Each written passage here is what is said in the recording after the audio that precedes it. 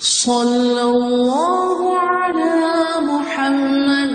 صلی اللہ علیہ وسلم۔ اعوذ باللہ السمیع العلیم من الشیطان الرجیم، بسم اللہ الرحمن الرحیم، والصلاة والسلام علی رسولہ الکریم۔ بخاری شریف اور کتاب مواقیت الصلاۃ جاری ہے۔ پچھلے 2-3 دروس سے نماز عصر کا بیان پڑھ رہے ہیں۔ نماز عصر اتنی اہم ہے اور نبی کریم صلی اللہ علیہ وسلم کے نزدیک کہ اس کے بارے میں بہت ساری احادیث ہیں۔ تو آج کا ہمارا جو موضوع ہے یہ بھی اس کی اہمیت کے بارے میں ہے، اور اس باب کا عنوان ہے اسم من فاتت العصر، کہ اس شخص کے گناہ کا بیان جس سے عصر کی نماز فوت ہو جائے۔ یعنی یہ نہیں کہ اس نے جان بوجھ کے نماز چھوڑ دی۔ فوت ہو جانے کا معنی یہ ہے کہ وہ سو گیا یا کہیں مصروف ایسا ہو گیا کہ بھول گیا، یا کوئی ایسی چیز ہوگی کہ جس نے اس کے اندر اس کو مشغول کر لیا اور بالکل وہ نکل نہیں سکا وہاں سے۔ یعنی اس نے دانستہ نہیں نماز چھوڑی بلکہ کسی اور وجہ سے اس کی نماز چھوٹ گئی۔ یہ ہوتا ہے نماز کا فوت ہونا،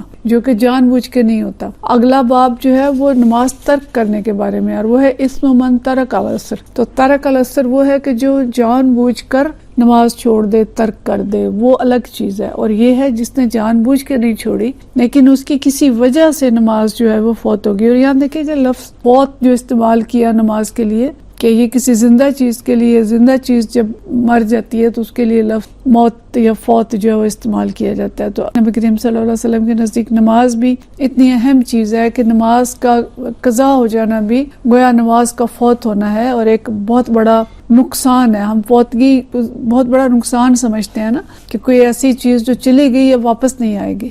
تو نماز کے لیے بھی بکثرت احادیث کے اندر اور صحابہ کرام رضوان اللہ مجمعین کی جو گفتگویں آتی ہیں اس کے اندر لفظ فوت استعمال کیا گیا ہے، کہ اگر کسی کی نماز چھوٹ جاتی کسی وجہ سے تو اس کو وہ نماز فوت ہونا کہتے تھے۔ اور یہاں تک بھی ہمیں پتہ چلتا ہے بعض اوقات کہ کسی صحابی کی نماز باجماعت قضا ہو گئی تو اس کے لیے وہ تعزیت کرنے آئے کہ تمہاری نماز فوت ہو گئی، یعنی وہ جو نکل گئی ہاتھ سے وہ واپس نہیں آئے گی۔ تو اس درجے کی اہمیت اللہ تعالیٰ کے نزدیک ہے نمازوں کی، اور خاص طور پہ نماز العصر کی۔ تو حدیث ہے 527، حدثنا عبداللہ بن یوسف قال اخبرنا مالک عن نافع عن ابن عمر۔ یہ وہ گولڈن چین جس کی ہم بات کرتے ہیں کہ اخبرنا مالک عن نافع عن ابن عمر ان رسول اللہ صلی اللہ علیہ وسلم قال، کہ نبی کریم صلی اللہ علیہ وسلم نے فرمایا الذی تفوتہ صلاۃ العصر کانما وطر اہلہ ومالہ، کہ جس شخص کی نماز عصر فوت ہو گئی اس کی مثال ایسے ہے کہ جیسے چھن گیا، ہلاک ہو گیا یا نقصان ہو گیا اس کے اہل و عیال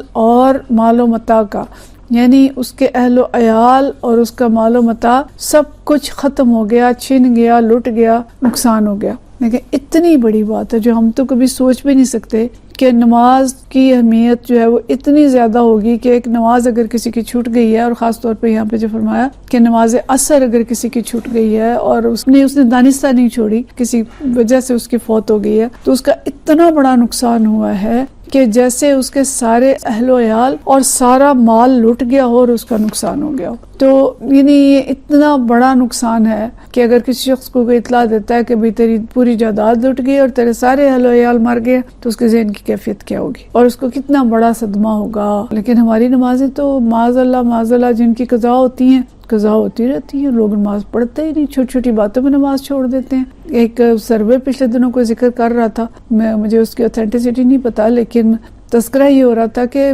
پوری نماز پڑھنے والے، پوری 5 نمازیں دھیان سے پڑھنے والے لوگ، ان کی شرح کو 3 سے 4% ہے ہمارے معاشرے کے اندر۔ اور پھر اس کے بعد وہ لوگ ہیں جو کبھی 2 پڑھ لیتے ہیں یا 3 پڑھ لیتے ہیں، اور بڑی تعداد وہ ہے جو نمازیں پڑھتے ہی نہیں۔ تو کیا حالات ہیں ہماری قوم کے، اور ہم پھر بھی مسلمان ہیں۔ منافقین اگر اس دور میں تھے تو ان کی مجبوری تھی کہ وہ نماز پڑھیں، کہ انہیں پتا تھا کہ اگر ہم نے نماز نہ پڑھی تو ہمارا شمار جو ہوگا وہ مسلمانوں میں نہیں ہوگا۔ یعنی مسلمانوں میں شامل ہونے کے لیے نماز باجماعت پڑھنا ضروری تھا۔ جو باجماعت نماز میں نہیں آتا تھا اس کے بارے میں سوچا جاتا کہ یہ مسلمان نہیں ہے یا وہ منافق ہے۔ تو منافقوں کی بھی مجبوری تھی کہ وہ نماز پڑھیں، کجا یہ کہ دانستہ نمازیں چھوڑ دی جائیں اور پھر سوچا جائے کہ ہم مسلمان بھی ہیں۔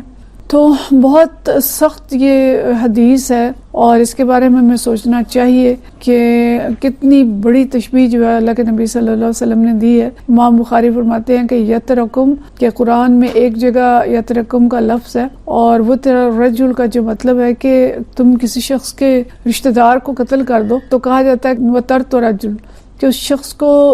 تباہ کر دیا، خدا نخواستہ کسی کا بھائی یا باپ قتل کر دیے تو قتل کرنے والا کہے کہ میں نے اس کو تباہ کر دیا، تو وہ لفظ استعمال کرتا ہے وَتَرْتُ الرَّجُلِ، کہ میں نے اس شخص کو تباہ کر دیا۔ تو یہ جو وطرہ ہے یہ کوئی چھوٹا لفظ نہیں ہے، یہ بہت بڑی تباہی کی طرف اشارہ ہے جو نبی کریم صلی اللہ علیہ وسلم فرما رہے ہیں کہ تب ایک نماز عصر کے قضا ہو جانا ایسا ہے کہ جیسا سارا مال و متاع لٹ گیا۔ یعنی ہمیں احساس زیاں ہونا چاہیے کہ کتنا بڑا نقصان ہے ایک نماز عصر چھوٹ جانے کا۔ اگلی حدیث میں پڑھ لیں پھر ہم نماز عصر کی مزید اہمیت کو دیکھتے ہیں۔ تو دوسری حدیث جو ہے یہ اسم من ترک العصر کی، یہ وہ شخص ہے جو جان بوجھ کے نماز چھوڑ رہا ہے۔ پیچھے کون تھا؟ جس سے چھوٹ گئی کسی وجہ سے۔ تو جو شخص نماز عصر جان بوجھ کر چھوڑ دے اس کے گناہ کا بیان۔ جو حدیث آ رہی ہے یہ حدیث نمبر 528 ہے، اور یہ حدیث روایت ہے عن ابی الملیح قال كنا مع بریدہ فی غزوۃ۔ ابی الملیح ہیں، وہ کہتے ہیں کہ ہم ایک غزوے میں حضرت بریدہ رضی اللہ تعالیٰ عنہ کے ساتھ تھے،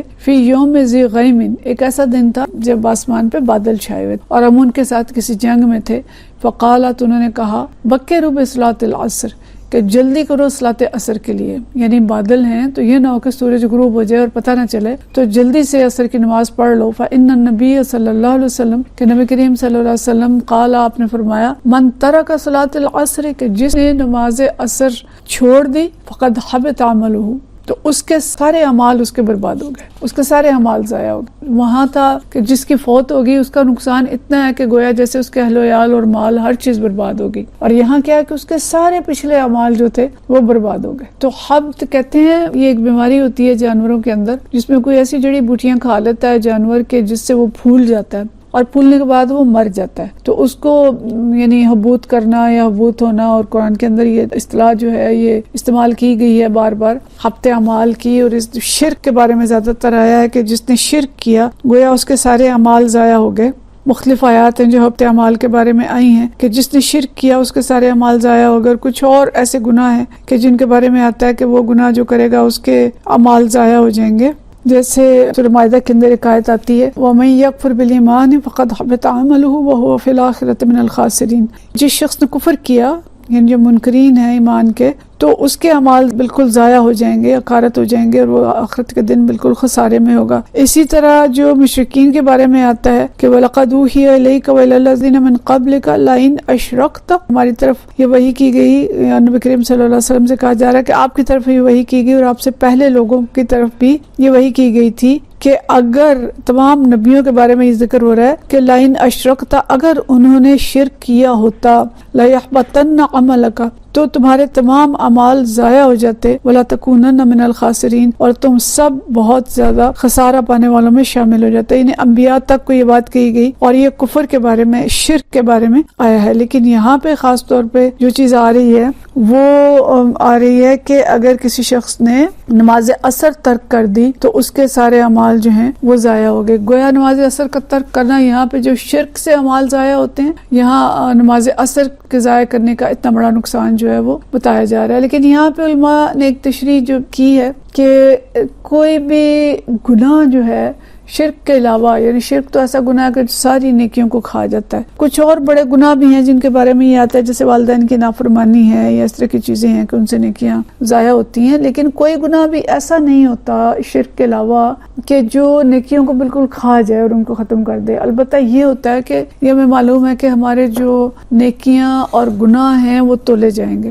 ایسا ہو سکتا ہے کہ کوئی گناہ اتنا بھاری ہو، اس کا وزن اتنا زیادہ ہو کہ نیکیاں اس کے سامنے ہلکی پڑ جائیں۔ نیکیاں ختم تو نہیں ہوئی، لیکن ہم نے نیکیاں 10 کی ہیں وہ ایک ایک سیر کی ہیں، اور گناہ ایک کیا وہ ایک من کا ہے، تو اس کا نتیجہ کیا ہوگا کہ جس پلڑے میں وہ گناہ ہوگا تو وہ 10 سیر کی نیکیوں والا پلڑا اوپر ہو جائے گا، اور ان کا کوئی وزن نہیں رہے گا اور ہمیں فائدہ نہیں پہنچائیں گی، اور جو ایک من کا گناہ ہے وہ نیچے ہو جائے گا، پلڑے کو نیچے کر دے گا۔ تو یہ علماء نے یہ تشریح کی ہے کہ اس کی مثال یہ والی ہے کہ اس کی معصیت کا پلڑا اتنا بھاری ہو جائے گا کہ اس کی جو نیکیاں اور بھلائیاں ہیں ان کا وزن کم ہو جائے گا۔ لیکن ویسے یہ ہے کہ اگر عبادات انسان کرتا ہے تو اس کی عبادات کے نتیجے میں اللہ تعالیٰ اس کی پچھلی خطاؤں کو مٹا دیتا ہے، لیکن گناہ کے نتیجے میں پچھلی نیکیاں مٹتی نہیں ہیں سوائے شرک کے، کہ شرک اور کفر وہ چیز ہے کہ اگر وہ ہوگا تو پھر پچھلی نیکیاں مٹ جائیں گی، لیکن ان کے علاوہ باقی گناہ جو ہیں ان سے نیکیاں مٹتی نہیں ہیں، نیکیاں ہلکی ہو جاتی ہیں وزن کے لحاظ سے، اور برائی کا پلڑا بھاری ہو جاتا ہے۔ اور بعض اہل علم